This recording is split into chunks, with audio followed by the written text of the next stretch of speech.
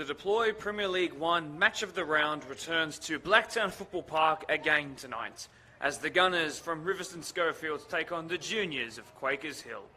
Hello to all tuning in from around the globe. My name is Mark DePoli. Thank you so much for joining us tonight. As the crow flies, we are exactly 35.52 kilometres from the Sydney Opera House, 22.34 kilometres from the Women's World Cup final venue, and 16,959.18 kilometres from the stadium where Southampton dropped 2 points against Arsenal this morning. The more you know. This cold and dark evening sees two of the BDSFA's oldest and most successful clubs face off in front of a decent crowd and you wonderful people watching along at home.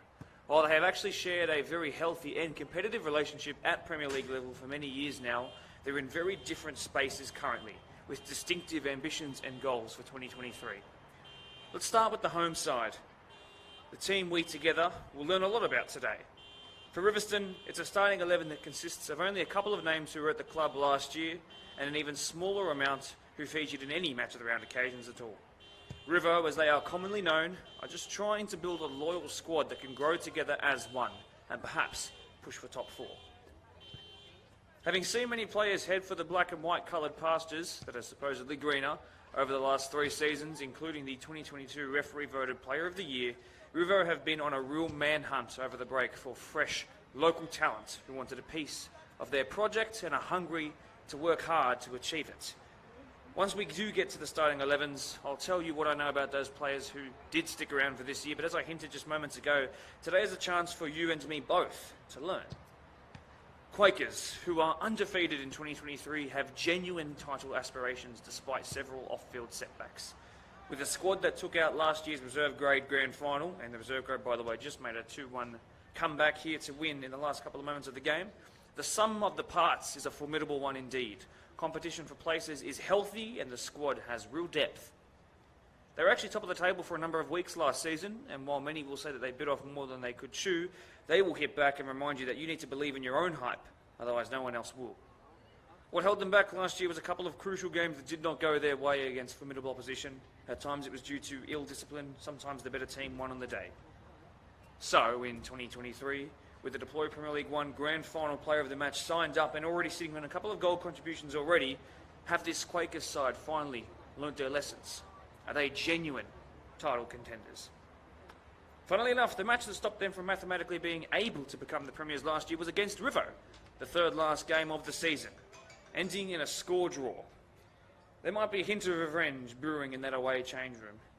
I think it's finally time that we go through the starting 11s. A final thank you to everyone who's just tuning in a little bit later than 5 minutes before 7. A welcome for River versus Quakers. So, lots of very new names for the home side, considered today to be Riverstone. In goal, it's a man who's had a penalty saved, but had to be retaken, so he then conceded it. It's Leroy De Souza, just 22 years old. He's been quite a handful from what I've seen from just simple goal kicks. They've been going well past the halfway line. I think he'll be a real asset from those. Peter Seeler starts at left back. He's next to Luc Diacono and Jack Edwards, who's a familiar face, a name you might remember. Abdul Kamara starts as the right back. By the way, the numbers for Riverstone are exactly in order, so if you have that sort of OCD football trend, you'll love this team. The left back wears 5, the two centre backs wear 4 and 3 respectively, and the right back wears 2. The 6 who wears 6 is Abdul Muhammad, one of the senior figures in the team. He was a real joy to talk to in the pre-match, and I'm sure he'll be able to lock down that sort of bottom part of the midfield. Ahead of him in the 8 jersey, playing 8, it's Georges Abdallah, who's a former Mounties Wanderers NPL player, but a man who left Mounties Wanderers just a year before Georges did, wears the 10 jersey, plays as the 10, but he's more like a second striker. It's Daniel Sekulic, who came through the Sydney United youth system. To the left in the 11, it's Agar Mawan, who you might remember as well. On the right, it's Steve Watkins, who, as a left-footed natural number 9, is on the right tonight, wearing the number 7 jersey, but I'm sure he'll, with his 14 goal contributions last year, be pretty confident of knocking one up tonight. Ketsung Manuel starts as the number 9, who wears, of course, the number 9. You might have gotten used to me saying that now. I'm sure he will be a handful as well, but little do I know about his play style. Like I said, tonight is a night for learning. For those who wear green tonight, it's a new goalkeeper, familiar for the reserve grade fans, but in the first grade space, Nicholas Balcom starts in goal. A left back who's usually a left winger but has made a real home in the more defensive area. It's Luca Gallo, who of course is a premier and champion here and a real senior figure at this point, even in just his mid-20s. On the right, it's Sam Crofts, who has some funny stories when it comes to playing on this pitch. To my right, towards the far corner flag, just outside the 18-yard box, in the reserve grade grand final that I mentioned against Marion last year. He actually got knocked out, but his team still went on to win that game. So he has a real couple of funny stories at this pitch, certainly. Ryan Marchant and Connor May are the two centre-backs. They were 19 and 39 respectively, as the two teams are heading towards the tunnel now as they're about to make their walk out. Matt Pombart, the all-star, of course, he wears 8 or 15. He hasn't decided which one he wants to wear yet. He'll play more like an 8. Sometimes he'll drop into the space of a 6. He's absolutely fantastic. And while they might call him Mr. Free-Spirited, he's certainly one of the most switched on out there. Mitch Tritton makes his match of the round starting debut. He's come off the bench before a couple of times, but for Quakers tonight he starts in place of a couple of players who were injured, but he's certainly looking to make this role his own.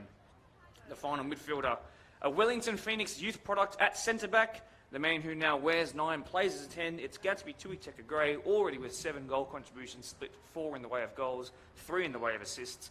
He's been fantastic, particularly in the cup competitions, actually. On the left, it's going to be Will Salinas, who's usually the right winger. On the right, it's going to be Justin Timbos, who's actually usually the left back, broke through there after coming through the 20s system. Entering his 4th year at the club now, Justin Timbos has really made a name for himself further up the pitch, as he would have wanted initially, naturally, a more attacking player. 2 left-footed wingers. And of course, the man who I mentioned in the intro, the former Doonside man, the grand final PL1 player of the match for 2022, Ethan Eichen, has already notched up 2 goals and got an assist to his name this year. He's been a real handful. He's a wonderful human being as well, and I'm sure he's been a real good asset to this squad, not only just on the pitch, but off it as well. Thank you so much to everyone who's joined us. A reminder, my name is Mark DePoli. Thank you for tuning in and supporting these two teams. Slightly later kickoff, of course, tonight, but that's okay. We make it work. I can also promise you the wind has calmed down a little bit. It's rather still out there, still quite cold, though. Still in terms of the wind, I should say. But no rain in sight, although I will knock on the desk and just hope that it stays that way. It's made of wood, so touch wood, certainly. If the bookies were available to have their say on this, it would go the way of the team who are undefeated so far. 2 wins and a draw for Quakers Hill Juniors. 3-1 win over Workers on the nearest field to this, behind the office that you can see on the far part of your screen, over Blacktown Workers, who of course won earlier in the season in the match of the round last week. A 1-0 win over the newly promoted Prospect helped them as well. Quakers then tied with Ropes Crossing. It was Ropes Crossing's first goal of the season, it was. I'm sure they wouldn't have been happy even though it was away from home. They're hoping to bounce back today with a win and maintain that undefeated start. But in terms of the PL1 table, 3 teams even, who are sitting on the exact same number of points. So 7 points from an available 9. Marion, Doonside and Quakers going into this. Do I know about other results? I do know about one, and that's the fact that Ponds have bounced back from their loss last week to beat Doonside in both the reserve grade and first grade. 3-0 and 3-1 respectively. So, bit of information for you. It'll be the away side to kick us off. Deng, the referee, thank you very much. Matt Pombart gets his first touch. Here is Luca Gallo, who I first saw play at the left back against Doonside, Speaker of the Devils, in a Ryan Dimmick Memorial Cup fixture, which happens once per year. Before, or sort of in the midst of pre-season, it's given away by Gatsby Gray. And then one back by the same man, Connor May involved here now on the ball, who's actually usually debuts as a 6 or a centre defensive midfielder, but he's made himself real comfortable as a central defender. As Pombart, who is wearing the 15 tonight, finds Gatsby Gray. And now here is Ethan Eichen making his match of the round debut in green tonight. And Luca Gallo, ball from left back to left wing, now in that position. It's been cleared. He almost had a very, very early opportunity to put them ahead. There might be a long shot lined up here from distance. No, it's slowed down by Tritton. And now still Gatsby Gray. Still Gatsby Gray to start early and start perfectly. Gatsby Gray, that's goal number 5 in all competitions. Marcus Rashford, Ala in the celebration. And they are delighted. Riverstone just not switched on at all, unfortunately. And Quakers have continued on the momentum from the reserve grade game absolutely perfectly. They left it late. The 70th minute they scored. The 90th minute they put themselves ahead. And in the first, 90 seconds here, they found themselves ahead as well. Well, that's the earliest goal that we've seen, likely in match of the round history, certainly this season. And it all came from down this near side. Unfortunately for Abdul Kamara in the 2 jersey, the right back, he just had too much to deal with, an overload, combination of Salinas and Luca Gallo. And it was way too overpowering. What a composed finish by Gatsby Gray. He's such a beloved figure in everything from the group chat to out there in the middle of the park. He's very composed mentally, having played at very high levels internationally as well.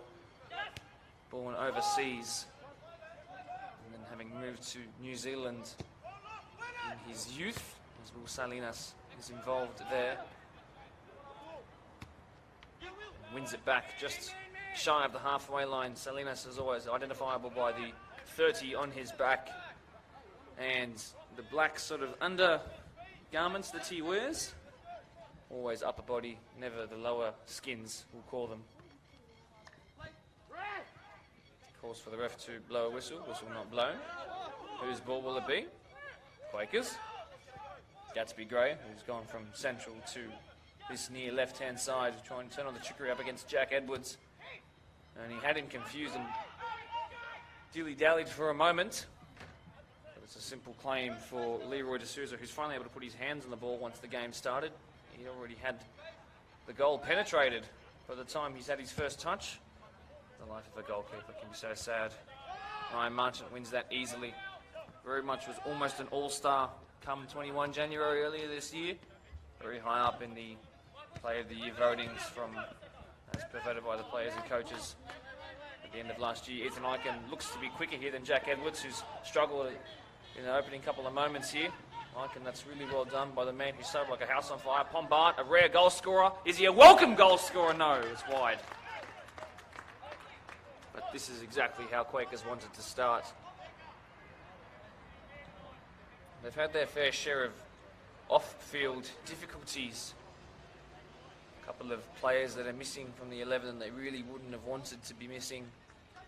But what we've seen so far, and just from looking at their results on paper, and I did catch about 40% of their round 1 game against Workers down on field 7, they have persevered really wonderfully.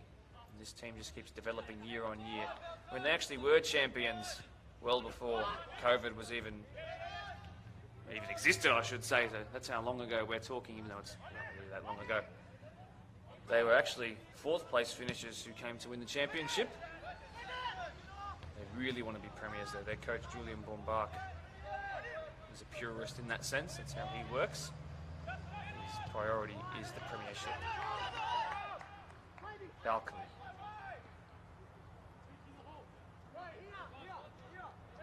And the Quakers' tradition of wearing a hat if you're the goalkeeper lives on fresh, even without their all-star keeper, formerly of 8 years in service to the club.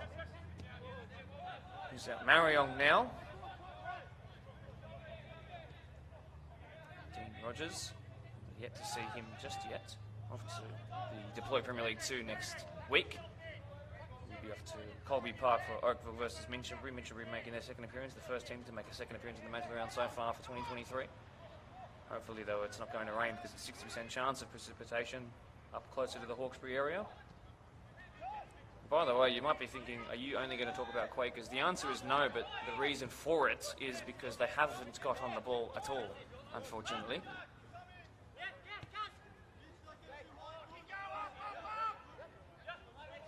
No real haste to press just yet.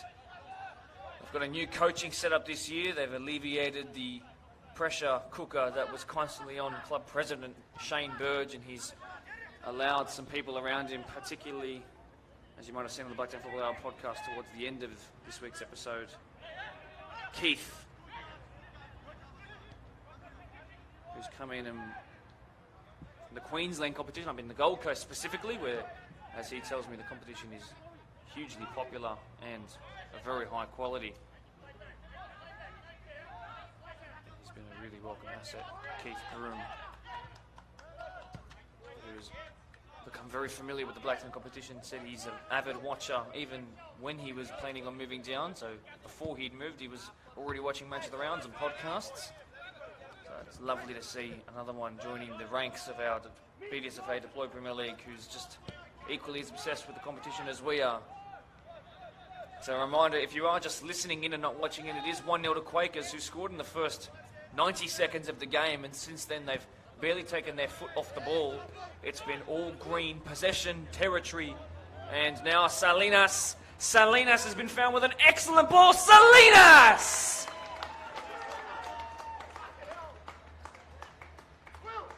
Will Salinas, who is playing and persevering today.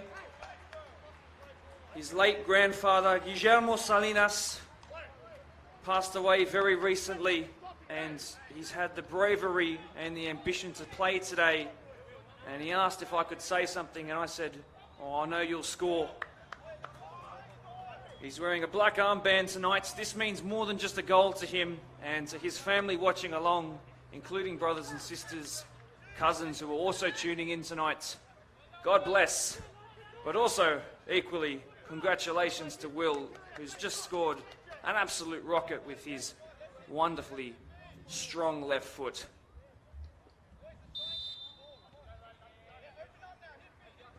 Equal parts my condolences for the loss, but also my congratulations for your son putting the side 2 to the good. And I'm sure that will just help his mental state just that little bit more. And will, when you watch this back. Congratulations. That's the community spirit feel of community football that I love, and it's been such a wholesome experience for so many reasons. The tributes that we maintain for former players who have moved into the after, if you'd like me to say. I've already mentioned the Ryan Dimmick Cup, for example. The community feel that we maintain in the BDSFA is second to none. And it's an absolute credit to all the volunteers who uphold that and maintain legacies. I'll put my full attention back into the football now as Quakers continue to just mark their dominance, and they're putting out a real strong message tonight. The first 9 minutes might not be anywhere near the full 90 minutes, but a statement nonetheless. They have a knack of last season's editing to go off by, including the season before when I had first started doing these Match of the Round commentaries. They can drift in and out of games. At the points in games they'll start strong, or perhaps they'll end strong, but they need to maintain a certain level throughout the entire game. And if they can do that and maintain this, I'll be very surprised, because this level has been so high so far. That was almost another moment where Will Salinas found himself with a chance to blast one on his left.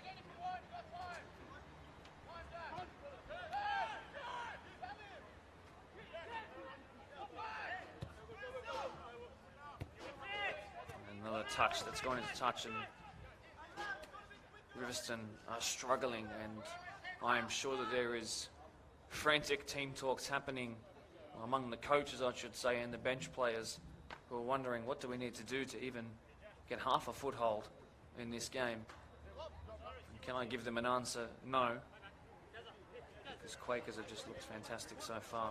And that's without their captain, their co-captain, one of their strikers, and other midfielders whose names don't spring to mind straight away. No disrespect, of course, just trying to stay in the moment, but they are missing some serious names.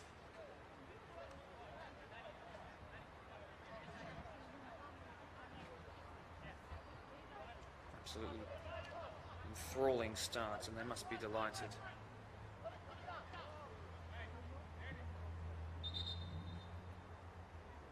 A reminder as well, one of the great things about community football is that when we have these live streams, I can interact with your live chat, so don't be afraid to leave them. As Riverstone finally try to find something, it's a shot on goal, and it's been saved really well by Balcom. And Riverstone, who only had one sniff almost found himself with a deficit halver. Pombaan, who's come out of his normal central position to try and do some defending here as Quakers look to maintain their focus in defence. It's well done by Gatsby Gray. Also, you might have seen, of course, the promotional social media post that went up for this, and the person who featured it for Quakers was a certain Soul Surgeon. Happy birthday to you, my friend, and to your twin Lydia, former Blacktown Spartans player. 24 today. Unavailable to be here tonight, but that's okay. I know he's tuning in. Pombaan. Salinas. I can see what the idea was there, but the execution not 100% perfect, but Ethan Eichen is capable enough to make most things work. That time, though, not asking too much of him. Finally, Georges Abdallah gets on the ball, and that's what they need to do, get the ball to these technically gifted midfielders, make them do something. But that was attempted to go to Sekulic, and he's unable to get on the ball at all. Pombaan has twisted and turned there, a former Blacktown Spartan himself.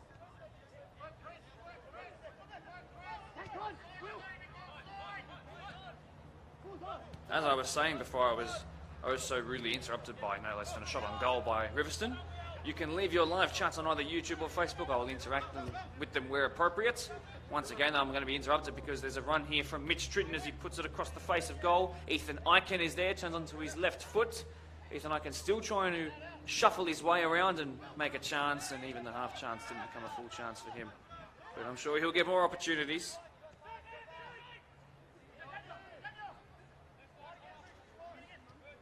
Touch there by Mohammed. And it's been given away. Sekulic involved, as well as Luke Diakono, former Spartan himself just last year. This should go back by Kamara to his goalkeeper. It hasn't gone back to D'Souza. Off of the head, it would have been an easy pick-up and claim. Here is Steve Watkins as Riverstone finally start to get some possession in there, into their feet. A little push there by Gray is enough to warrant a free kick. It says Deng. If you could also do me the courtesy of putting in any results if you are watching Deploy Premier League players. What were the results of your games this afternoon and into tonight? Of course, we already know that Doonside went down 3-1 to Ponds. Congratulations to Ponds. Touch there by Salinas.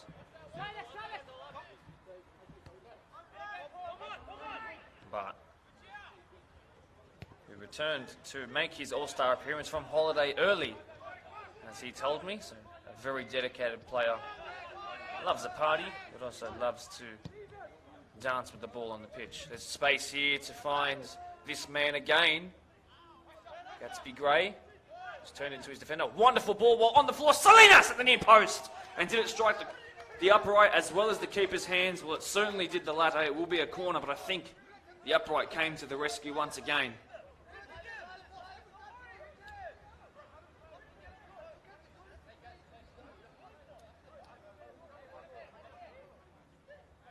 And if Quakers find a third one here, well, unfortunately to the many Rivo fans and to those who are mature enough to know them as Scullies, I would have to say that you might be already out of this one.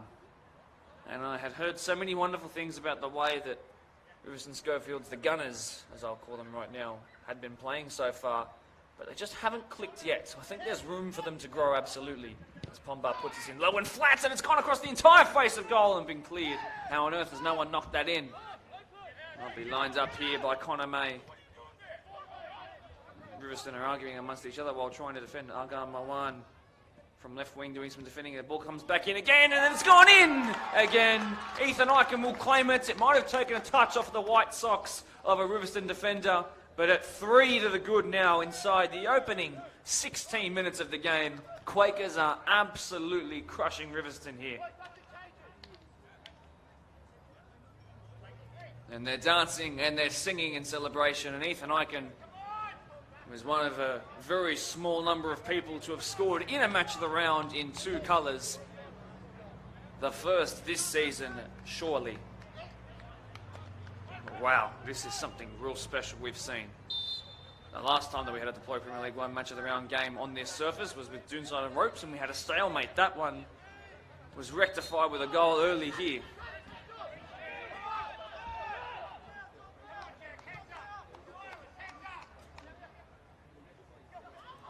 For Rivo. Here is Manuel, the striker, who's dropped in to try and get on the ball. Sekulic involved here. And back by Pombart, calls our ref. Ref not called upon though. Pombart again, always asking for the ball no matter who's around him. He's being kicked at.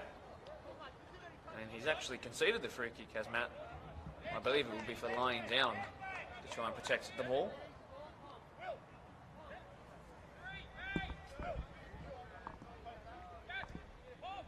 Well, if Daniel Sekulic can put in a ball into a top corner, which he is capable of, having already scored 3 times this season in the opening 3 rounds, we could have a game on our hands, but something real special needs to happen here. It's clipped in with the one-step run-up, and it was very poor for a player of such high standards. Ethan Eichen does his defensive duties so well there, putting pressure on, as Rivo try and just throw Gatsby Gray off of his stride, but he is so strong and so smart, as you can see by this run he's continued to make here, and we've got a 3-on-2 situation here. Eichen will try the back heel. It's worked perfectly, and now Sam Croft squares. What a goal this would be. Salinas goes down. He's told to get up, and Riverstone recover, and maybe they might launch their own counter-attack here. The ball has come wide towards Sekulic, and it didn't find him, unfortunately. The perseverance of Luca Gallo here. Mr. Magnesium himself, anti-cramp. He's lost the ball, though, as Abdallah tries to push it forward. That's a good ball, testing the keeper. Will it roll to him? It will eventually after a single bounce.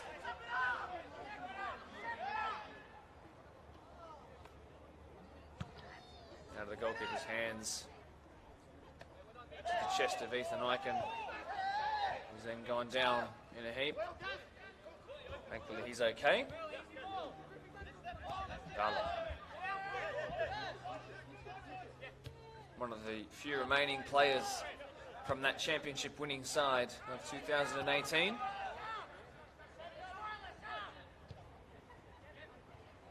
No more Jono Pelazon, no more Matt Pelazon, no more Julian Bombark, although he is the coach.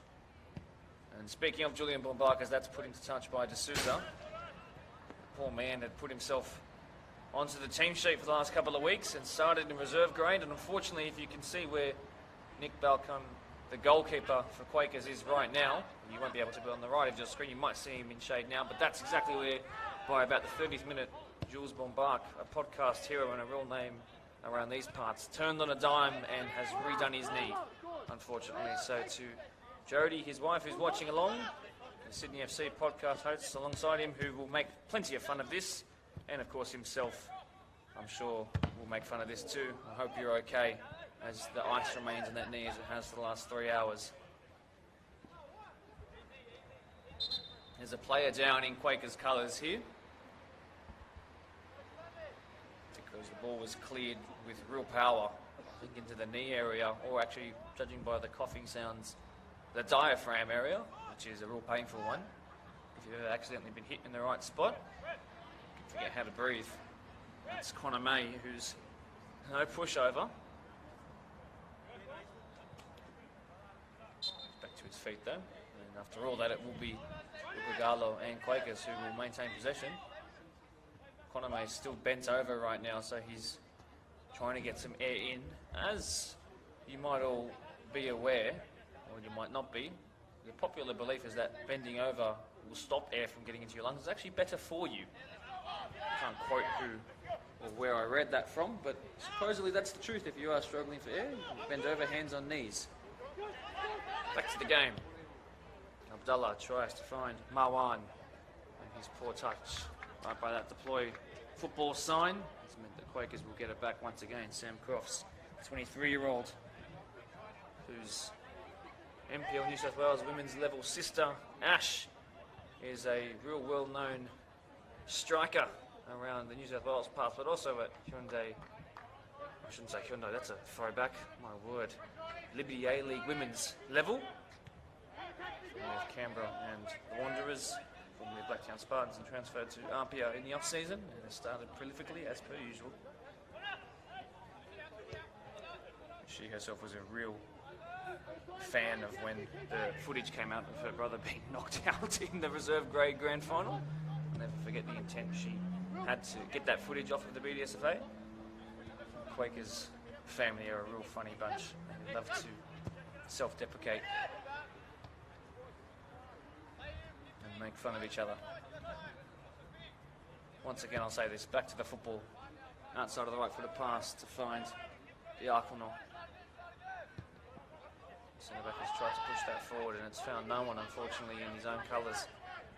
Unless he thought that Nick Balcom in pink looked like the red. There's a Quakers Hill player down on the far side as well, and it's going to be put into touch so that we can put some attention on him. I'm fairly certain that might be Justin Timbos in those bright orange boots, the number 47. Not sure what's wrong, but there's a certain Rowan Izki is warming up on the sidelines.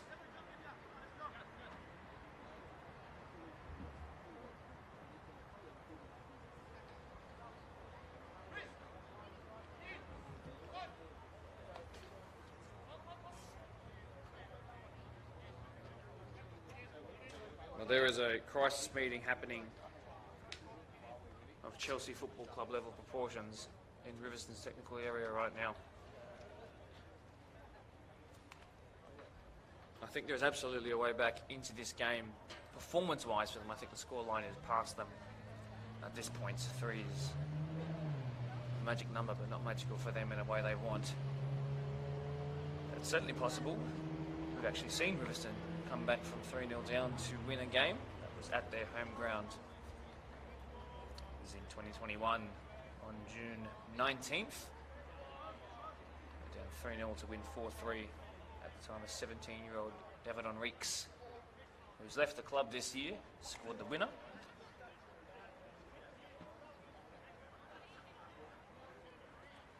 A lot more lax if you're in green and that hint of black. Those being the Quakers Hill boys, 3 to the good right now. Gatsby Gray, Ethan I can claim the third one, but of course, Will Salinas as well.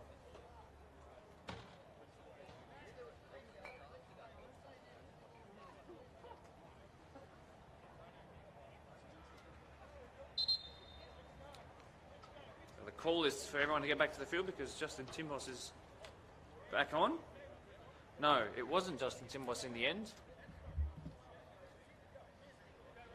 because he's still on the pitch. So like I actually did hint to, the number 34 in Rowan Izki is on. I think it was Gatsby Gray who's come off in the 9. So a big loss in the midfield. It might be the impetus that Riverstone need and the encouragement that they need to get back into it. But so far, the star player of the season off the pitch. He's got his goal and he's going to go home. Good luck to him.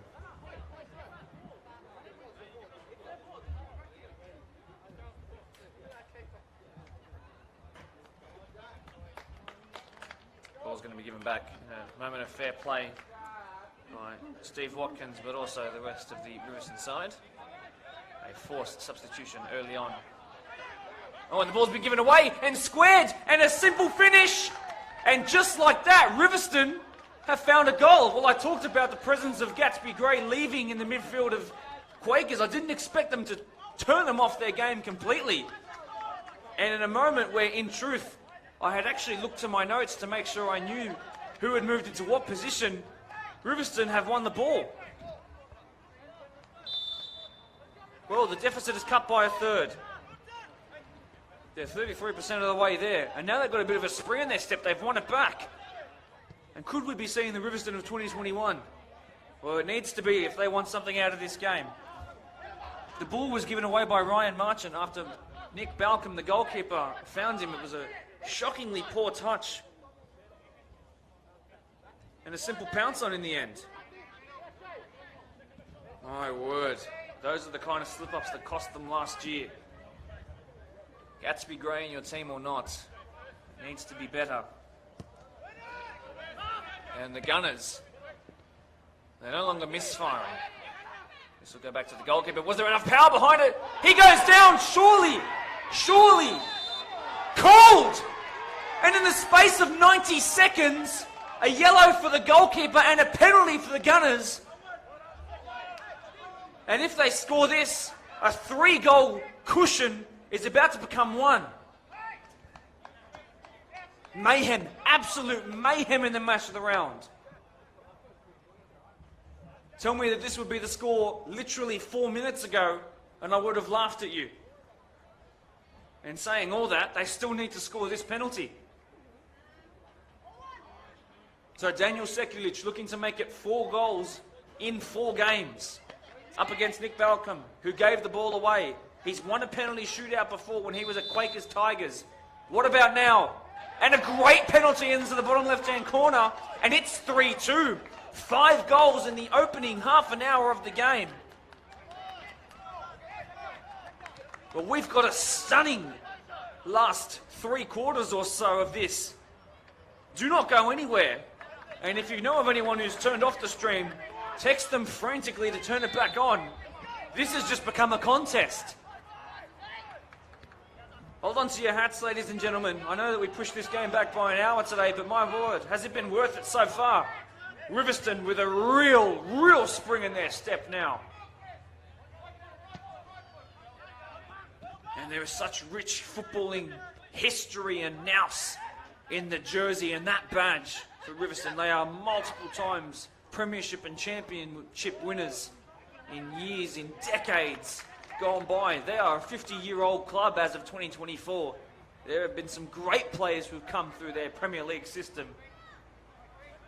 And they are feeding off of those roots right now in this comeback. And in the last 5 minutes, I know that's a very small sample size, but they have looked pretty formidable. Quakers haven't touched the ball. It's been a role reversal, a complete change of momentum. Ball comes in, and it was dangerous initially, but in the end, just a goal kick.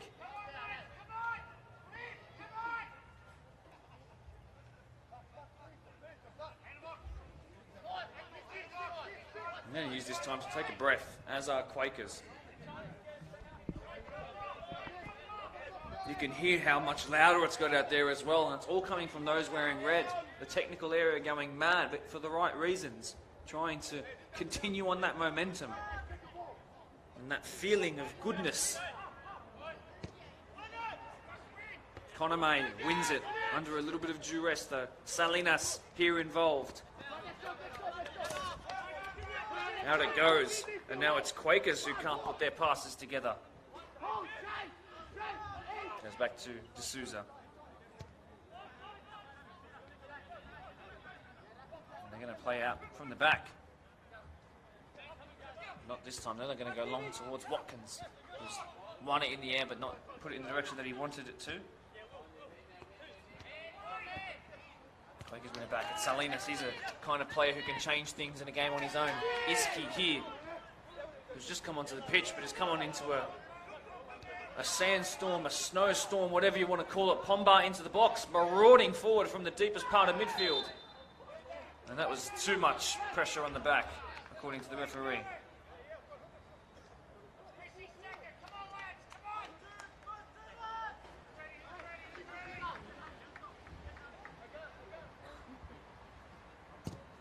It was Aga Mawan, by the way. One of last year's players who found that first goal. And that started everything that you see here. Salinas doing his best to turn the tide back in the green and black favour.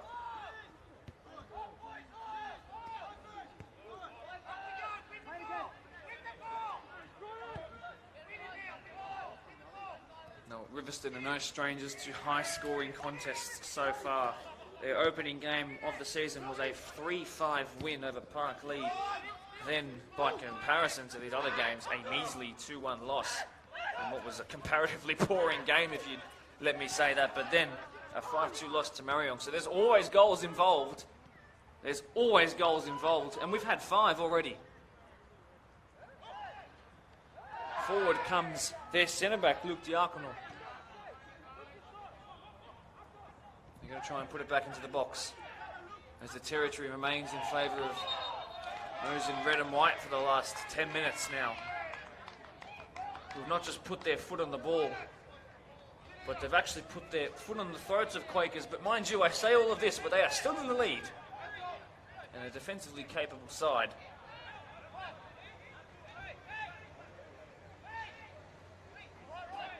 An in-swinging corner is going to come in. Will a set piece come to the demise of Quakers again? It's happened before in match of the round occasions. Ball comes deep towards the backstick. Balcom doesn't come for it. There was their striker. There was the follow-up, and it almost found an equaliser. It was cleared off the line by Luca Gallo. A godsend at left back so far. Nothing has come down his side in this game. So, Ethan Eichen is trying to put it on Kamara there. And he's did too much there as the brand new signing. He helps Abdul Kamara to his feet. And D'Souza wants to play quickly. Well done, Leroy. Keeping the momentum in their favour. Clipping it forward. Riverstone up. Ryan Marchant needs to do better than he did for the first goal. He's found Pombart, who even he can't get it under control, but he might fortuitously win it back. He does, up against Sekulic. Two players with real high-level representative experience. Manuel, who got the assist for the first goal after winning it back off Marchant. Gallo, up against Sekulic, who goes down in the heap. Definitely a foul.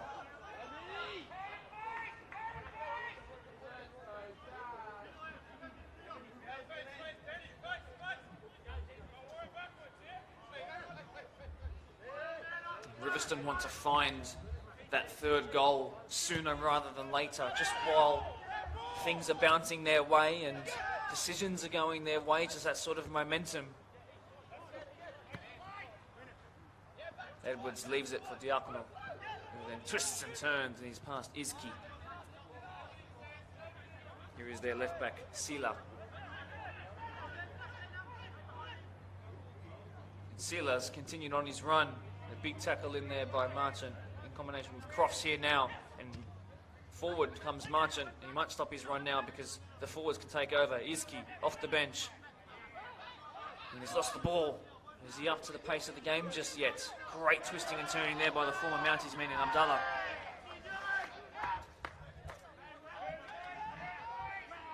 Already found 3 assists so far, has the 8 who wears 8. Pombart involved there with Aga Mawan, the man who started the comeback.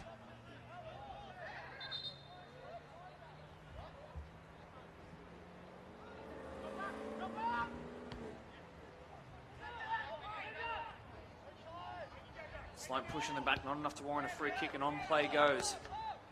This has been a real physical contest and it's amped up, and luckily Pombart was there to clean up for Connor May. Gallo has to be strong in there, and it's won back by Steve Watkins, and his poor pass has killed that move off, and it might just invite Quakers to come forward themselves. Great touch by Eichen. Well, it was actually goals against Riverstone last year that started his personal comeback, and it almost found a 4th goal for them, and one that restored that big cushion. But Ethan Eichen's gone down in a heap himself in this one, clutching at the ankle, asking for referee Deng to give him the decision there. I don't think he's going to get it. And now he has to sit in pain on the ankle and the pain of knowing that he missed a chance and didn't get a penalty. As I was trying to say before he so rudely interrupted me with that shot on goal. Before any lawyers watch, that's a joke.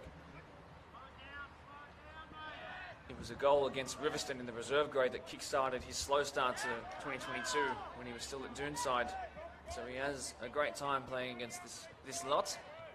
Although this is a different lot though this year. And we've seen what happens when they actually switch on.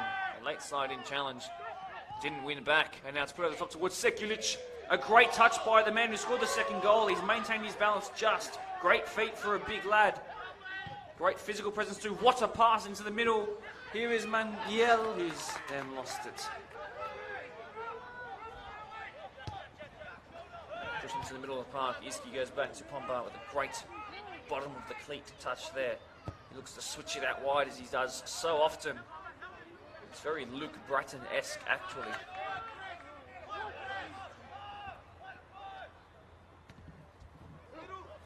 Gallo. But triangles being formed at the back here. Connor May. One side to the other, and just like that, Quakers have moved into some space. Icon asking for the long ball. Salinas with a touch off of his noggin there, unintentionally. He's moving towards his more favoured right-hand side position, although he scored from the left tonight. And now, Mawan with a shimmy and a shake. And he was away from the first two oppressors, but not the third. Quakers win it back. Timbos is there. And they're sort of missing their talisman in the number 9, Gatsby Gray, so far, since he's come off. I'm not even quite sure what the injury was. I'll try and find out at half-time for you. And for opposition teams who I'm sure want to know as well. Maybe I won't find out and just keep it to myself. Salinas, wonderful. He's going down. Jeez, he's good to watch. The entertainer.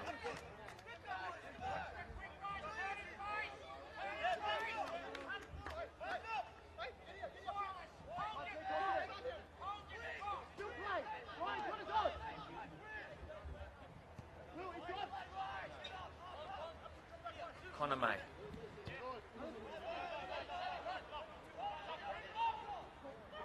Marchant. I know he's probably in your eyes, if you're new to the competition this year, wondering why I might give him the praises, but he's the only defender there who actually started in any of their match of the round games last year, who is featuring here today. Connor May have made an off-the-bench appearance into a defensive position, but Ryan Marchant is the only one who stayed, even including the goalkeeper. There's a reason he stuck around and he still gets picked, and he's such a formidable defender. And that one blip won't change that. Although that one blip has completely boosted the motivation and confidence of Riverstone, and now they're starting to play a bit of football. Whose ball? Whose ball? Dang, the referee. It's going to be Quakers.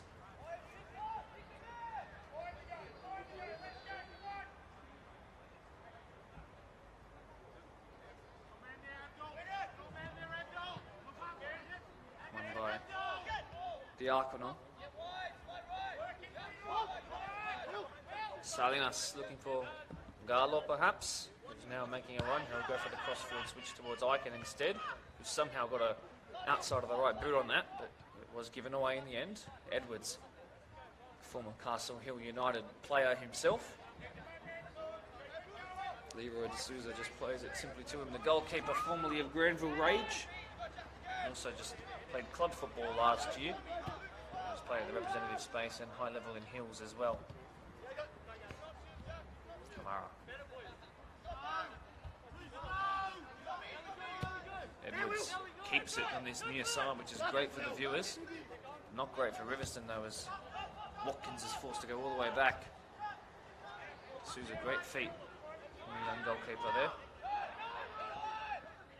Abdallah up against Combat. Two midfield generals playing their trade tonight. Edwards wants to beat the midfield and attacking line with one pass. This has done something towards that, certainly. Another great passing behind. The idea was good, the execution not so.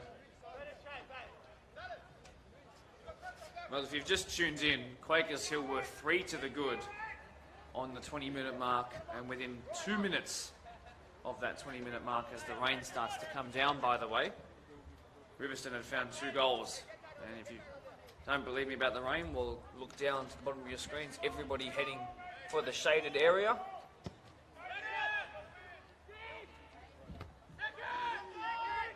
Second ball won there by Tritton.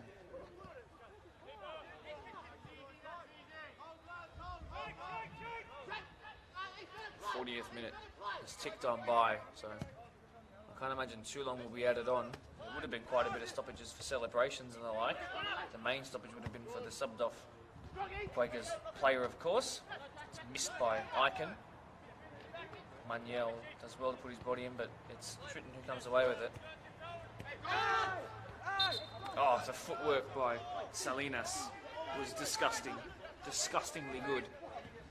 Even though the ball had gone out and it was dead by the time he'd done it. Highlight real worthy. From the former Blacktown City man, no less. And the rain's coming down a lot heavier now too. Big tackle in there. On Pombart by Abdallah. And the latter thought that it came off of a Quakers Hill man. Quakers Hill throwing it will be though. Well won by the very tall Edwards.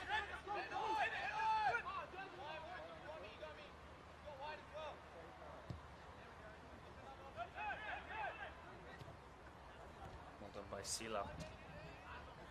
Aga Mawan to combine on that far side. If you're watching where that throw-in's coming in from, I recorded a podcast with a former 22-time Macedonian international this week, Daniel Georgievski, also a Joe Master medal winner with the Melbourne Victory in a grand final against Sydney FC. An Australian-born, specifically Marion-born, and Marion Junior footballer who made it to the very highest level, 5 appearances in the Champions League. You can also watch all the pre-match of the round interviews I did with the new coach for Riverstone, for example. Watch that all on the latest episode of the Blacktown Football Hour podcast, hosted by moi, edited by moi. Check that out. So the stoppage and why we might have to go deeper into added on times because Ethan Eichen is struggling with pain in some area. I don't think it's the same ankle that got clipped earlier. They wouldn't want another player, not just in this game, but for this entire day to go off injured. It's been a difficult day for them, for a team that's already struggling with squad depth. Ethan Eiken's back to his feet.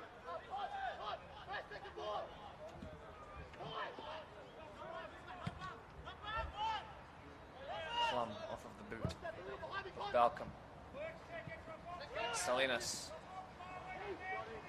Step overs. Pivots. Ball 1, but it will still be Quakers ball.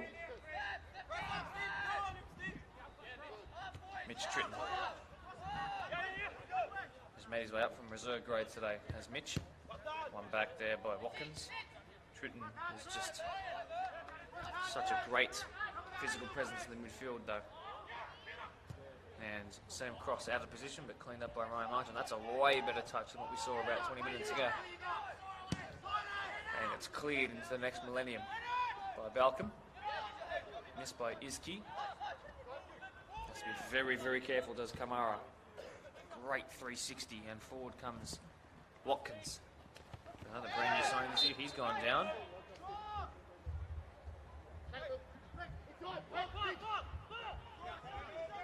Abdul Muhammad hasn't been on the ball too much, but has been involved in breaking up players. He's really come into this game as it's gone on, as has the entire squad of Rivo, really. It's not a great ball in though.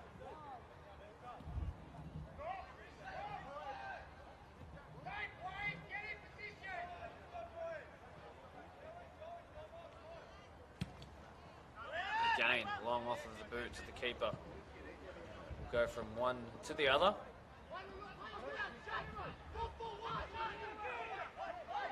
They're playing without shape was the call from Luka Garlo from left back there. He's then beaten in the air, although that was offside on Sekulic.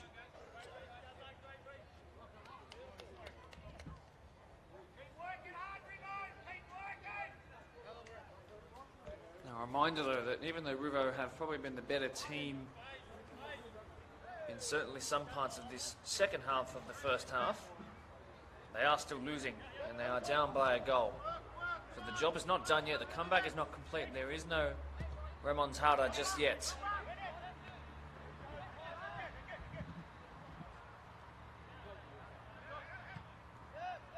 Cleared forward, generally in direction of Ketung Maniel. Well done by Gurgis Abdallah. Push forward again towards the big number 9. He's kept it in well. Watkins. Mohammed. Maniel. On by Connor May. 2 big lads going at it there.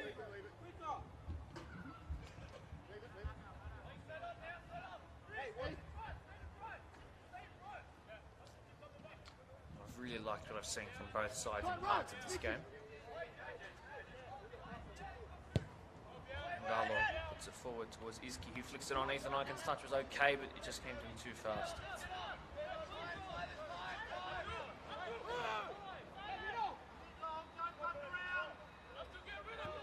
Ooh, and the pass back to the goalkeeper was nearly very much like that Arsenal pre-season match against Barcelona, if you've seen it, between Ainsley Maitland-Niles and Bernd Leno. It was almost exactly like that.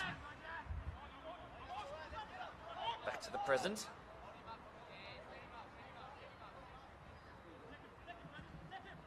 Gurgis, Umbella. That's it. Sekulic again. Been very impressed with. Block there could be critical. Let's force River to restart and drop a little deeper to play. Well, that will do it for an absolutely enthralling first half of football here at Blacktown Football Park. There are a couple of players down, unable to get their air back. There are players who have gone off, but more importantly, we've seen 5 goals scored. 3 in a row were scored by those in green, and I thought they were almost home and dry. It then started raining, and it was the Riverstone Gunners who started to fire back, and 2 goals in the space of 2 minutes put this game back in contention for the Gunners. But still, the job is not done yet. Thankfully for them, though, they've got an entire second half to still make things happen and give us another twist in this absolutely amazing tale. Do not go anywhere. We'll go live again in about 12 minutes to give a sort of preview of the second half. I'll tell you what I can, and I'll make note of any subs that do happen. But this has been amazing. Please, stick around.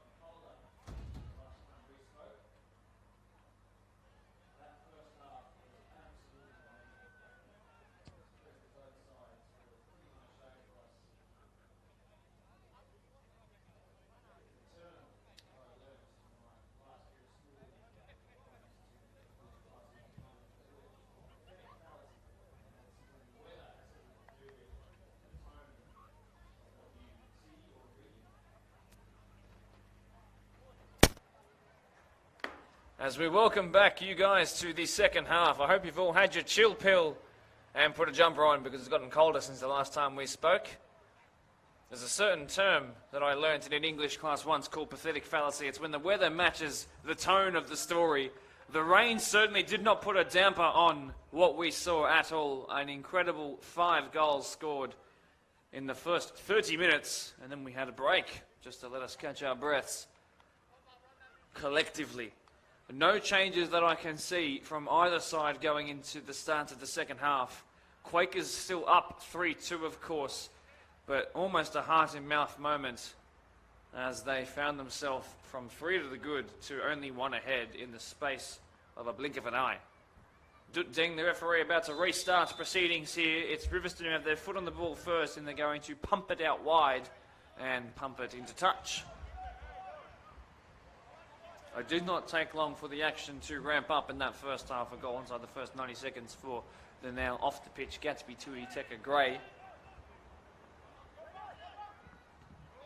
Great flick by Aiken. How on earth did he have the vision to see that? That ball's been sent down to Anne Aquilina Reserve. Thank you, Anne.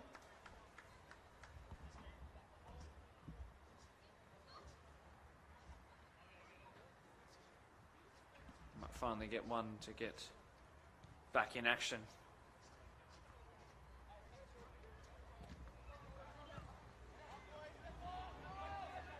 Forced backwards, and a foot race here between Connor May and Watkins. The latter tripped over, but a quick shake of the hand shows that everything is all good. Crofts goes back to Marchant.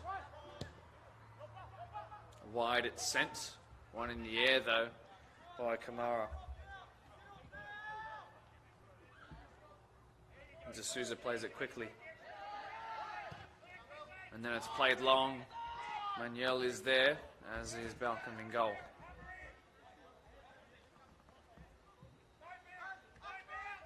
Out of the hands, onto the boot, just past the halfway line as Timbos tried the spectacular.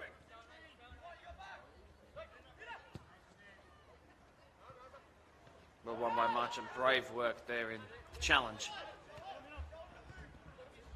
Izki.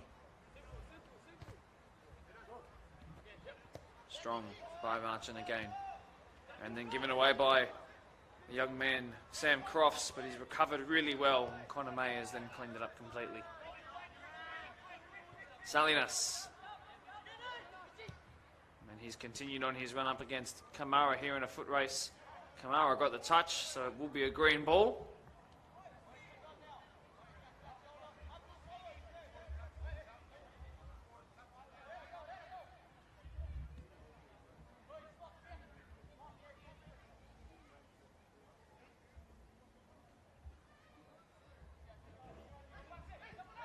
Can use his pretty well.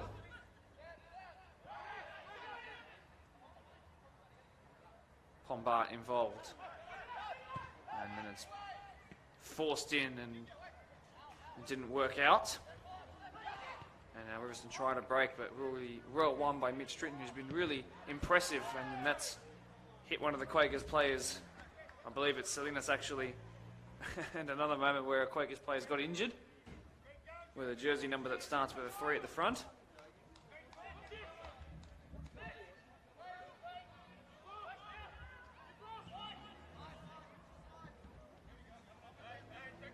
Oh, back in play. Here is Diakono.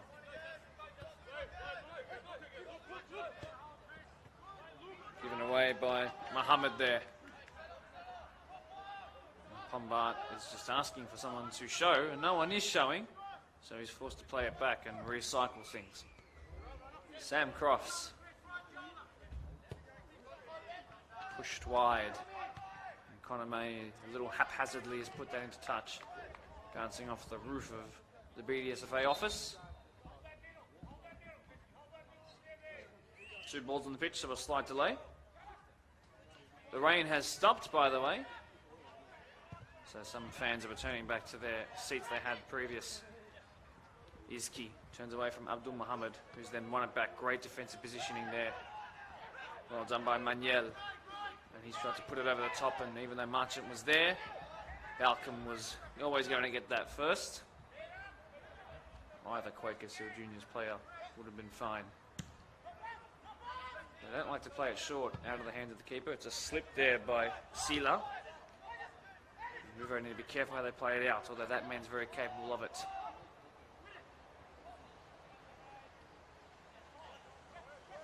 Actually, one man who I haven't seen on the pitch yet is Daniel Sekulic.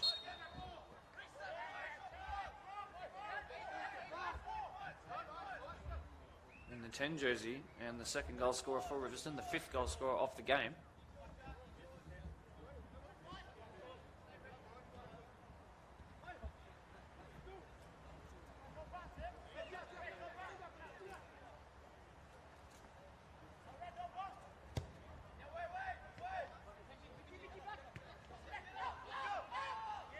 So it's Watkins who's come into striker, it's Manuel who's come into the 10 role. Given away by Abdul Muhammad. And then one back there on that far side, a poor giveaway by May. And Watkins into the box, and it's squared to that man there who's then had his shot saved. And Gurgis couldn't find the strike to find the back of the net. And a moment of magic, almost it was. Izki being closed down by Muhammad, who's also slipped in, but it's won perfectly in the end, says the referee. An audacious attempt at something there has actually worked out. So Junior Magnon has come onto the pitch in that 12 jersey. It was on our podcast, of course. He's right near the referee now, just telling, as the captain actually, telling his team to just slow down, and actually maybe it's slow down and let me have the free kick. And Magnon, the winger, it's only his second game for the club, having scored 4 goals in a half season for Melita Parramatta. The 25-year-old is recovering from a shin injury, only able to play half the game. Will he take it? No, he won't. It'll be Watkins. It's been spilled! Will there be finally an equaliser? No, because the free kick has been called. Everyone can calm down, including myself. It remains in the balance.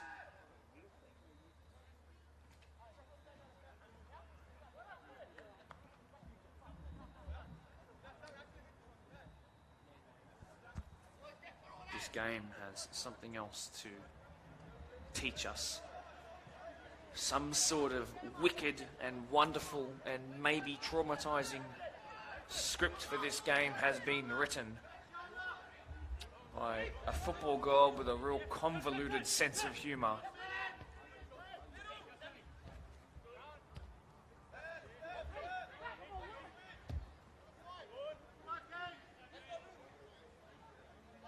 Sam Crofts trying to restore an insurmountable lead.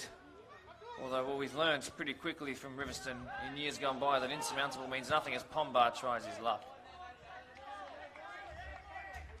It is all in the mind.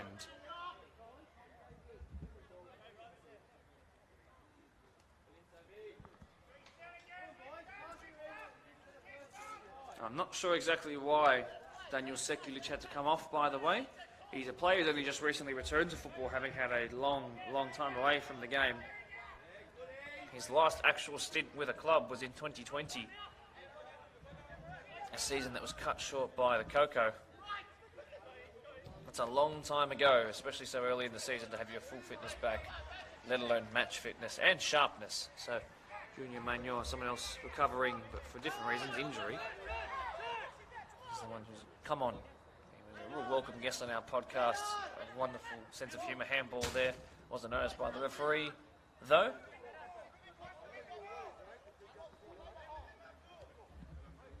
Marchant gives it to Sam Crofts. Won by Sila. And there's the man who maybe should have had the equalising goal. In fact, definitely should have had the equalising goal for Riverstone. Pumped along again. Won by Marchant, who's real good at that. Won by Pombart. Another audacious attempt at something by these defenders of Rivo. Great touch by Magnon. And forced wide, and now maybe the cutback, and the strike, and the save! Oh, so important. A critical intervention there. Riverstone are knocking on the door. How long until they blow the house down? Can Quakers remain strong? Battered and bruised so far this year, so far this game as well, no less. They must remain strong. These are the kinds of games when it's not going your way and your players, especially your best players, are going off injured. You need to prove why you are champions. Rely on that squad depth. It's been given away though to Timbus. And it almost found its way back to him. It's gone back to D'Souza, who's strategically and intelligently put that out of harm's way.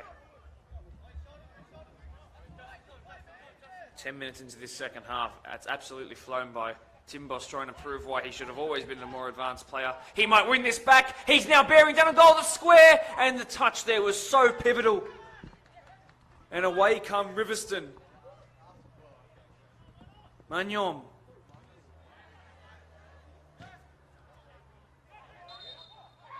And the touch off of Magnom means that Quakers will get the ball back as they try to re-get their grip on this game. Maybe not a firm grip, just something a little bit more stable than what they're beckoning with now. Crofts, who's asking too much of your centre-back there. They need to be a bit more composed, because look what it's caused.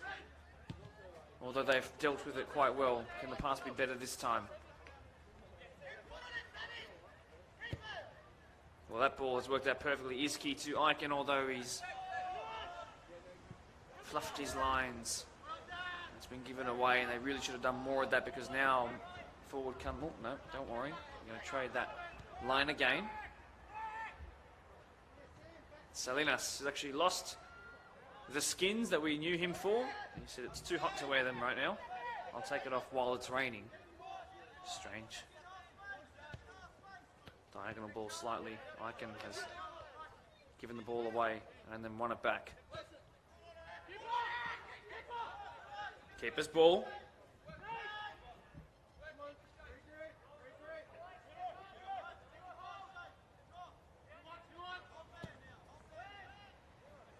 Put forward again, won by Connor May. Not the first time I've said that. Kamara will see it go into touch.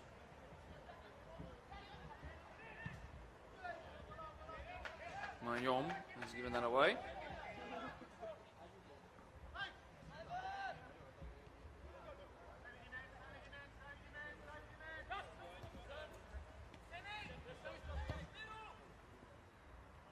Tritton has missed the ball entirely.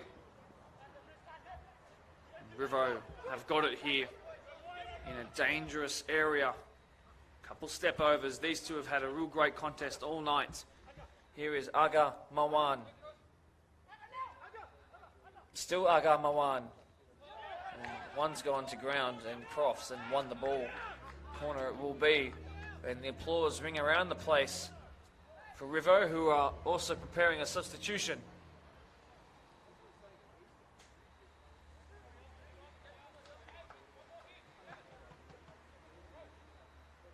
Not to take just yet, though. The rain has started to come down, by the way. Fans might be out of their seats again. In Springer, two hands raised towards that front post. And cleared by Pombart.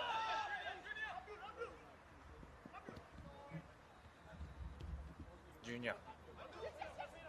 Abdul Muhammad. The captain wanted it back. Instead they're going to go from one side of the pitch to the far side now. Handball there is the question being asked. No was the answer.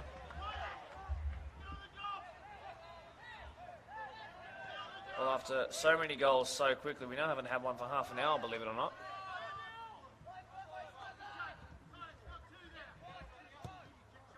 Sent wide by Marchant with absolutely wonderful back-spinning technique. Crofts continued on his run, but Timbos didn't have the radar to find him. He tried the scoop turn. Didn't work either. Marchant wins that. Fucking record I am. Tritton wide to Luca Gallo. Iken could touch into space, but it is away from goal, admittedly. Oh, great feet there.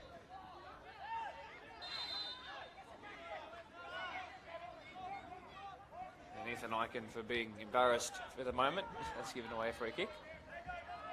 And they're saying hello to each other here. Bit of a kiss and a hug, which just gets the crowd a little bit more involved. Second halves are always better than the firsts in terms of the crowd involvement in the match of the rounds. Absolutely. Marchant wins it in the air again. Timbos tries to flick it to someone in green. Finds red instead.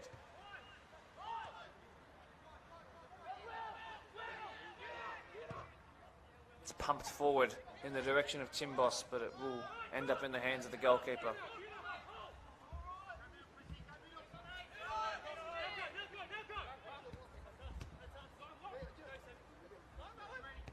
Moan.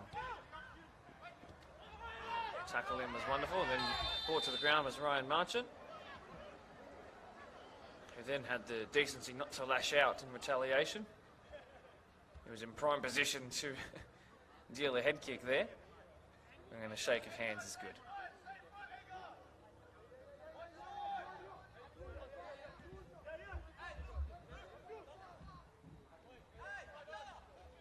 It's like Connor May over it.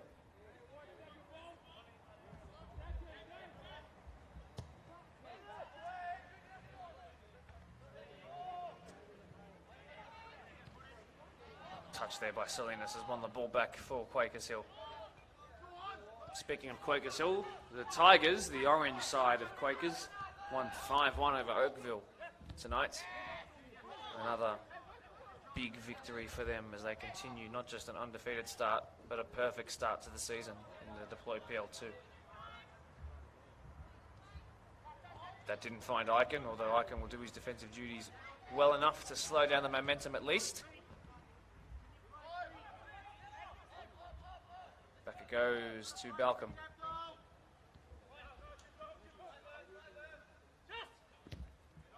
Justin Timbus. Just giving it away. May touch off the chest. Manuel was there. Garlow has it though. Competent dribbler of the ball. As you saw in a moment's flash there, given away by Iken. Touch by Connor May, well done in the tackle, although he's got to do it again here because he's slightly out of position. And that pass wastes the opportunity, unfortunately.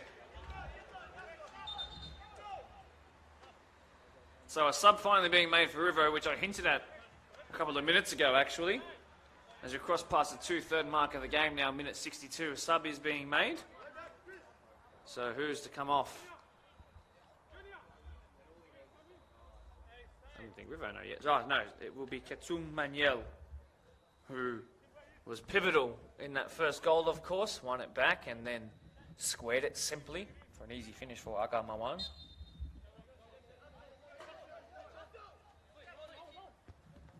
And there, Abdallah, and then White struck from distance as the captain. It was looping, but it was never going on target, unfortunately.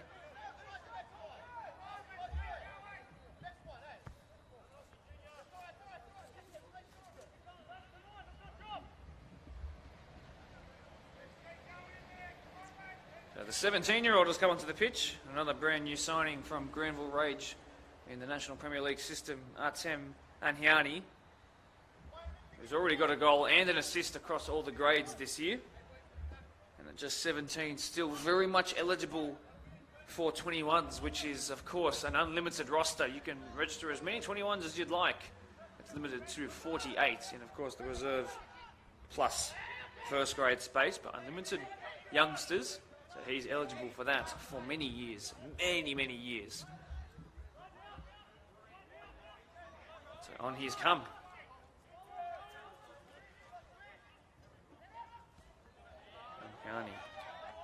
Keep an eye on him. Yeah, had a great chat with him before the game started.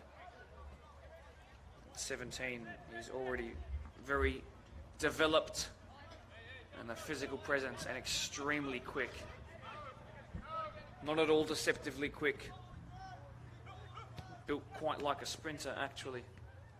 We'll see if he can unleash that off the bench.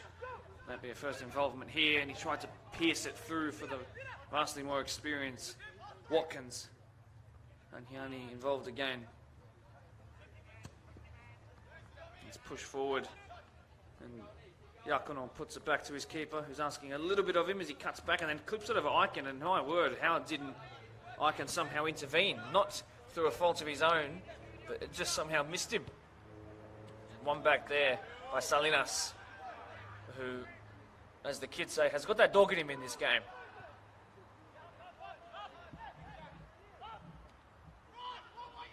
Defensive contributions have been amazing.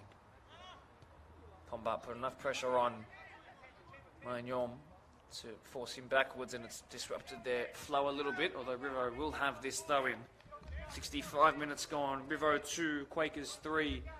It's been a long time between drinks, if drinks resemble goals, but my word, it's been a great game. Oh, and the throw-in was a slippery one. Magnon puts into the box and flicked towards Agama 1. Balcom's ball. Throw in from the keeper. One back there by Anhiani. Still putting pressure on. Floors a player in the process. Aiken will win the cleared ball. Izki there as well, but Rowan's missed it. Tritton's missed it. Pombart's missed it. Connor May is there. A little push by Anhiani. Will warrant a free kick. A little too hot under the collar there.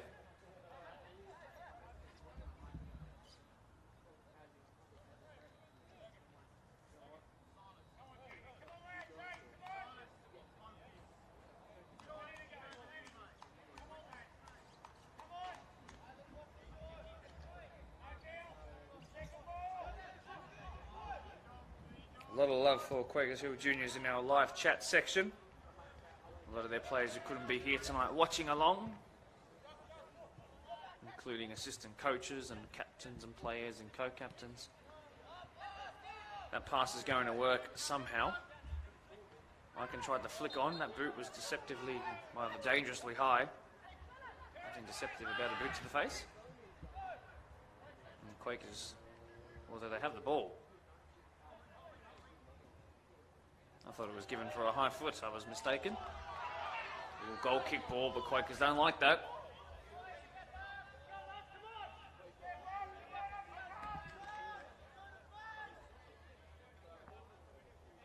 A reminder that our next match of the round back to 6 p.m. next week. So this time, next Saturday, we would have already finished the game. We'll be at Colby in the furthest away trip for many of the teams in the BDSFA, touching into the Hawkesbury LGA.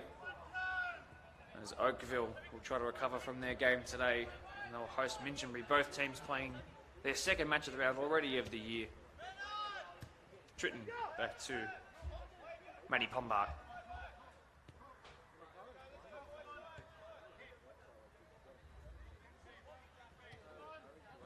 One back there by Antiani. Agama won. There's space for the clip ball out wide, and it's Connor May who's ended up making the decisive interception, but an absolutely important one. Sila and Timbos. Two wide players coming together here on the near side. Abdul Muhammad, well won. Steve Watkins, who's come from the right to the centre to the left now for this move, and it's been given away in the middle of the park. A couple of tired legs. I think fatigue might be setting in a little bit. Well won by Diacono. Tried to pierce it through the defence there, and well won again by Marchant. Cleared by Garlo. Won by Muhammad Abdul, that is.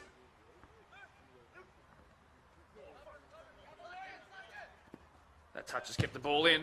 Timbos came together there with Diacono. Might have felt the effects of that more to the latter.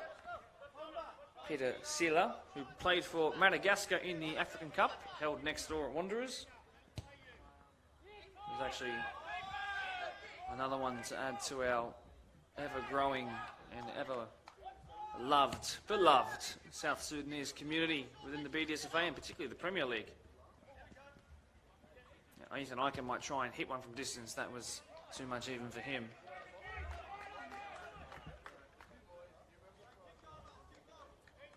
Actually scored a lot of his pivotal goals last season towards the end of the season, and very much a capable header of the ball. Pons would know about that on multiple occasions. He's had a few aerial duels tonight, but that one off the boot went well wide. And back in the middle of the park by Quakers momentarily. They had the ball and it's been given away. The flick is tempting for Sila. Watkins is hacked into. Timber saying, I got the ball. Referee saying, no, you didn't. Justin Timber saying, I got the ball. Referee still saying, no, you didn't.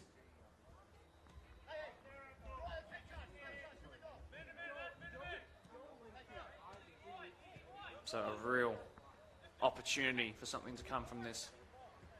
We've seen a free kick goal from this position last week. It's the captain. It's too flat this time, but it's been allowed to bounce. It's struck. Handball. Penalty called. A second penalty for Riverstone. And this might be the leveller.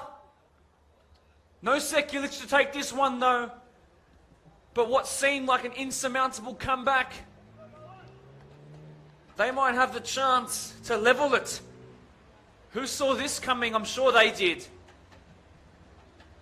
It's going to be the man who scored their first goal of the day, Agar Mawan. This has been one of the most important braces he will ever have. The comeback won't be complete. That won't be my words if this goes in. A stumble, but a finish. And now 18 minutes and a couple of added on seconds for this game to find a winner. We're tied again, 3-3. 3 unanswered goals, back-to-back by both sides. 3-0 we were, 3-3 we are. This game takes another turn, and Riverstone have done something absolutely amazing. And if this result doesn't go their way, their perseverance should be applauded. But now the ball is back in their court. We're basically back to where we started. Let's call it 0-0.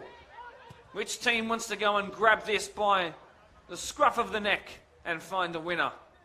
Anyone could do it. Quakers trying to make it them. If they scored right now, though, I'd say that there's still plenty of time for another goal. This game still has 1 or 2 more twists left.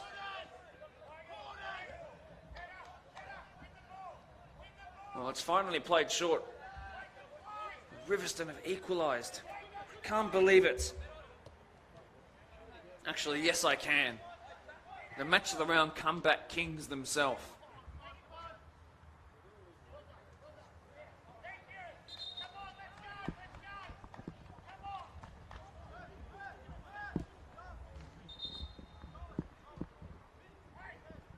A sub coming on. It's Anthony Napolitano coming on in the 41. Off comes, funnily enough, the man who was subbed on in the first half. Rowan Iski, not impressed, unfortunately, is Julian Bombach, and he's been given the treatment that no subbed-on player wants to get, unfortunately, but he's a young lad, he'll be fine. Plenty of time to develop into the calibre of player like those around him. And a fantastic reserve grade game, though, didn't he? For those who are watching.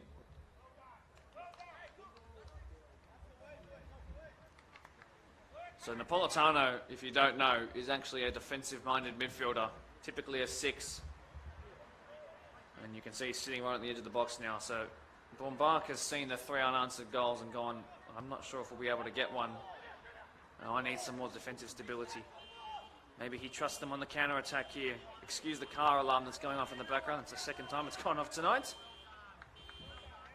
Someone in the staff parking. Hopefully it's... No, it's not. You know what I was thinking.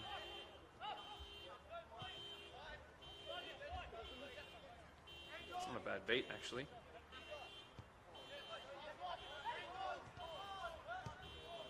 Look at Riverstone playing with the ball. Actually putting some really well-strung... Oh, I'm going to hold my tongue, because this happens every time I speak. Abdallah. Gurgis with a little reversal in towards Agar Mawan, who's given it away, the man with the brace. The only time a goal scorer has found two, it's been pierced through defence, and the recovery run was excellent by Abdul Kamara.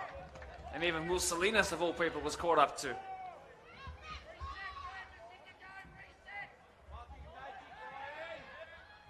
It's taken quickly. It's still Quakers' ball. Pombard is the man you want in tight situations like that. Quakers still have it.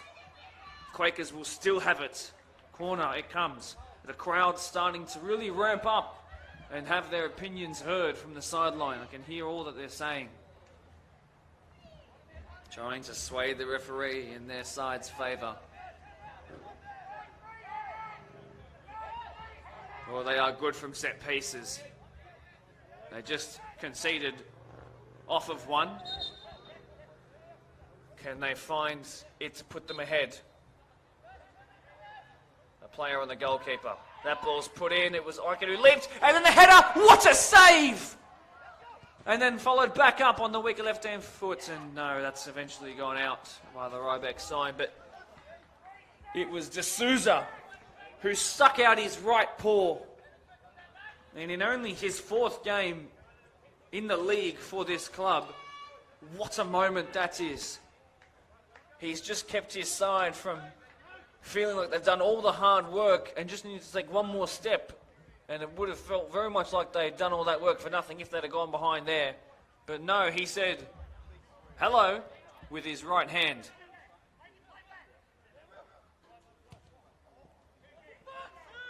Given away by Salinas, and he's frustrated. Excuse the Francais if you heard it.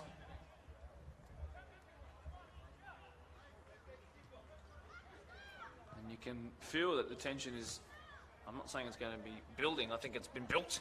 It's there, it's palpable among the Quakers players. They have no idea how they've let this go. Well, I could give a suggestion, and it's that they just haven't been stable enough. And plenty of banter came through the live chat about, well, from former players of Riverstone who left the club for their own reasons and were wondering what they were doing to be down 3-0. And I'm not going to say that the players out there have heard that, of course not. They're playing a football game, but it's all worked in their favour, and a very late challenge has warranted us.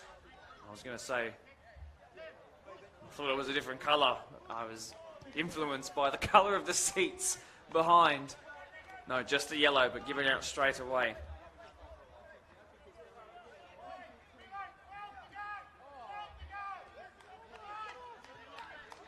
Just over 10 minutes to go. And it's been less than 10 minutes since we had that equalising goal. So that's how long you can imagine it feels. Tired legs would certainly be out there now. Edwards asking for someone to make space. Here is Sila. Was that offside? Wouldn't matter because it's going into touch. Tried to say dead and into touch in the same sentence, in the same word. It didn't happen.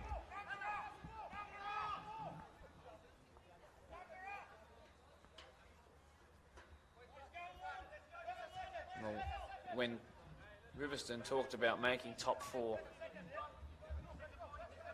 this is the kind of performance that they need to match that ambition. Flicked on by Tritton, won by Diacono.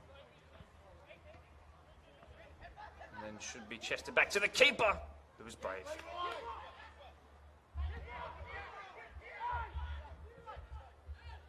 He's going to play it short.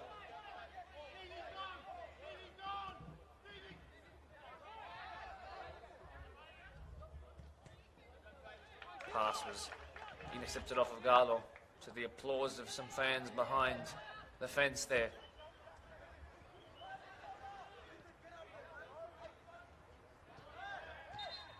Push and a shove. Free kick.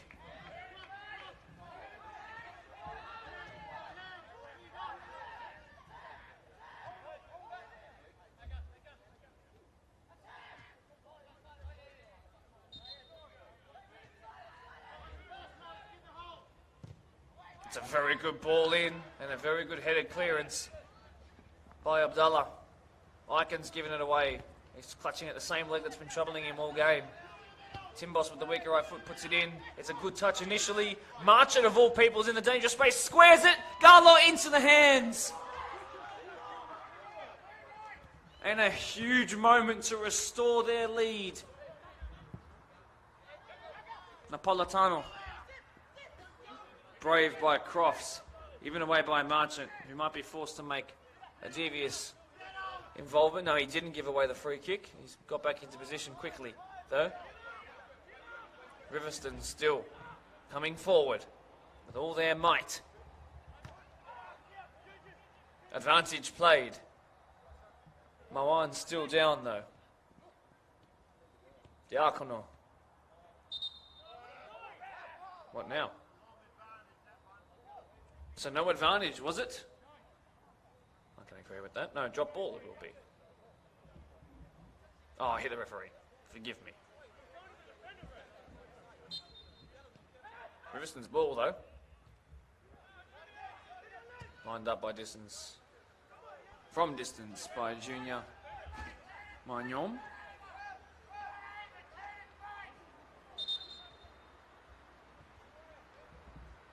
The time is 8:40 p.m. on this Saturday night. The time left in this game is just under 10 minutes. It looks like, is it Ethan Icon who's coming to the sideline? Well, he's walking towards there. I'm not sure who's coming on, though. Well, he's going off. I think it's just to talk to his coach. Yes, so a sub will be made. I would guess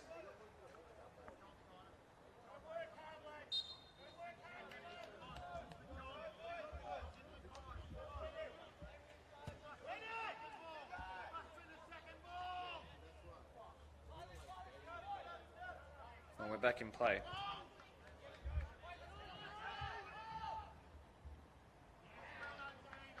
Reverse ball again.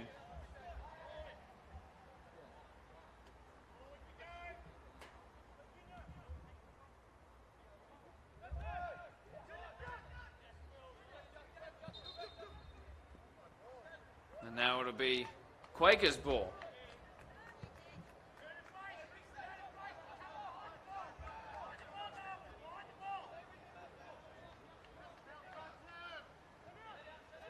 So we're back in play. So in the 27 jersey, Dylan Elul has come on. A late inclusion onto the bench. Or can he be an unlikely hero? I don't think he would have thought he would have been coming on today, Dylan. But he's got a couple of minutes here to become a hero in his also match of the round debut. He's putting in the hard yards here. Tritton trying to put some pressure on.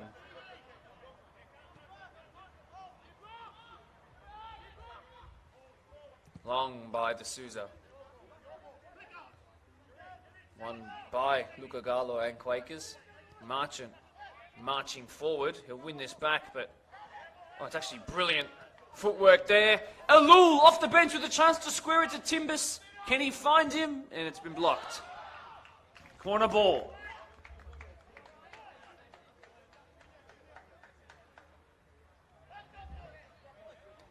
This is frantic. The tension is palpable. The celebrations for a winning goal from either side will be hectic. The in-swing going to come in again. A huge moment defensively for Rivo. And a header came in. And then Marchant again, that ball was out. And two players have collided there. Hopefully they're both okay. It was Gurgis Abdallah, and I can't tell who the Quakers player was. It might be Connor May. Wow. It was Connor. Rivo play. They need to get it out of here. They've gone long. Too much there for the young lad himself. And Hiani. Call from the referees, give us a ball, please.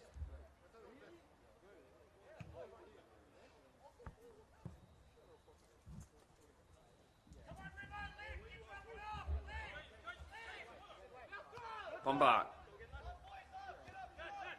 who's once again just been a joy to watch. Wouldn't say it's his best game ever in a match of the round, but you can never really fault him too much in a game. And for once, I haven't cursed a player who I'm giving plaudits to. Pierce through towards a little Leroy D'Souza's ball. Great technique out of the hands there. Won by Connor May, who's recovered well from that collision a couple of moments ago. Less than 5 to go now. Does this game have a winner in its sights? Right, I'll be more than satisfied with what we've seen so far. If there's another one.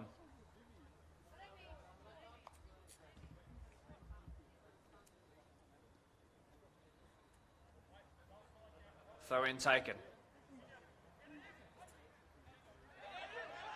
Mohammed. Gurgis Abdallah. Still Gurgis Abdallah. One back by Marchant. Pombart goes long. That's a rare thing for him. Edwards misses it initially, but he's cleared it well. And Hiani was there. He missed it. Garlo did too. It's a battle of who wants to lose it more. Marchant wins it there, but it's probably going to go out. Now Salinas has done his brilliant best to keep it in, and even better to win that ball. 4 minutes to go. 3-3 it is. Gatsby Gray, Will Salinas, Ethan Eichen, Agar Marwan, and of course, Daniel Sekulic. I know that's 5, but it was 2. Elul was offside, and just the flag was raised. But he is sitting right on that defensive last man.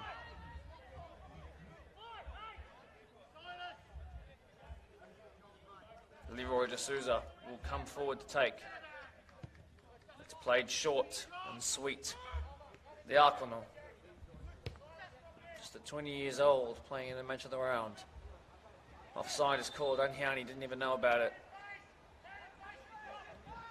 3 minutes of normal time to go. Quakers have got some space to drive into. They go backwards. Well done by Marwan.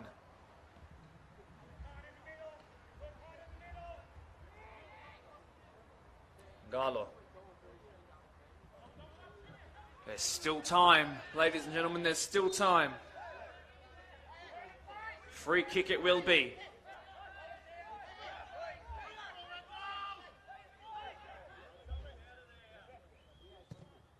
It's pumped towards the 18-yard box. Timbos with the touch off the knee was amazing. And Hiani. Still Timbos, he's running back off the young man.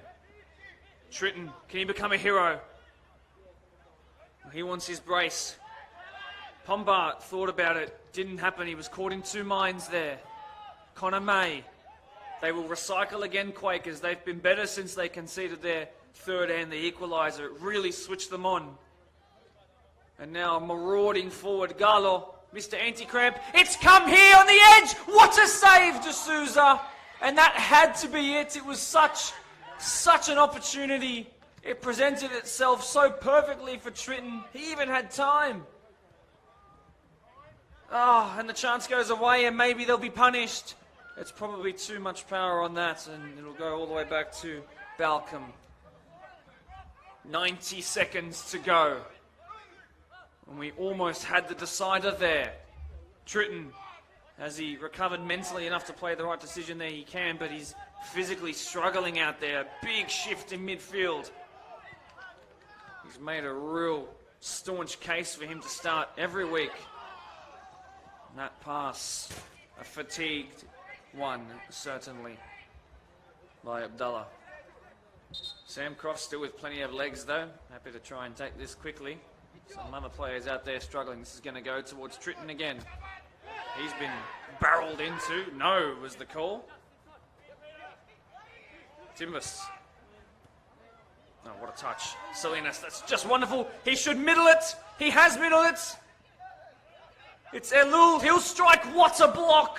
It could be a point-saving block.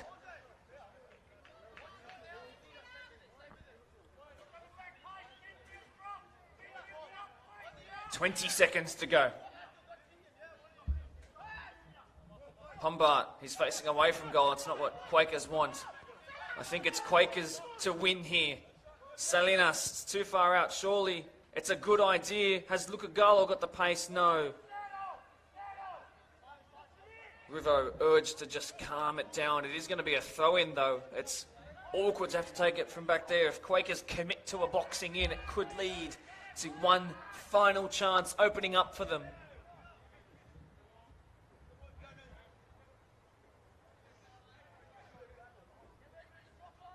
Fingernails being chewed in both technical areas. I'm sure whose ball, this call so critical.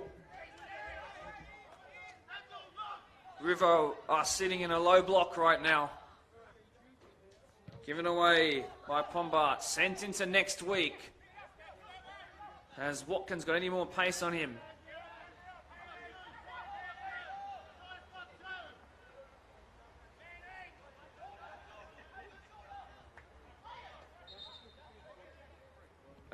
Back, full back, says the referee. 3-3.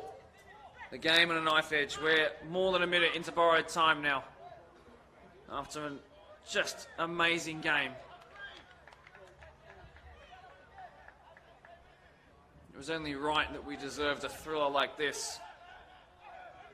It's come to Matty Pombart, an all-star. Maybe Napolitano. Maybe Napolitano, no. Burgess Abdullah. Is there time for Rivo? It's a 3v3, out wide it goes. Mawan. It's still Mawan, wide it goes. An overlapping run by the fullback, struck a goal, a good save. On the follow-up now, Rivo with a chance to win it. Will they win it? Oh! Have you ever seen a script like this? In any year of watching football, Rivo from 3-0 down have won it in the dying embers of the game. And it's not the first time we've said this about this team. The comeback kings. Personnel does not matter. It's ingrained in their boots, in their blood, in their minds. A comeback like no other. Rapturous celebrations. The ball's back in play. Is there time for a recovery? No, it's given away. Now all eyes go to the referee. How much longer will there be? They've done it almost. They are almost there in a match of the round game for the ages. Character that we have not seen before.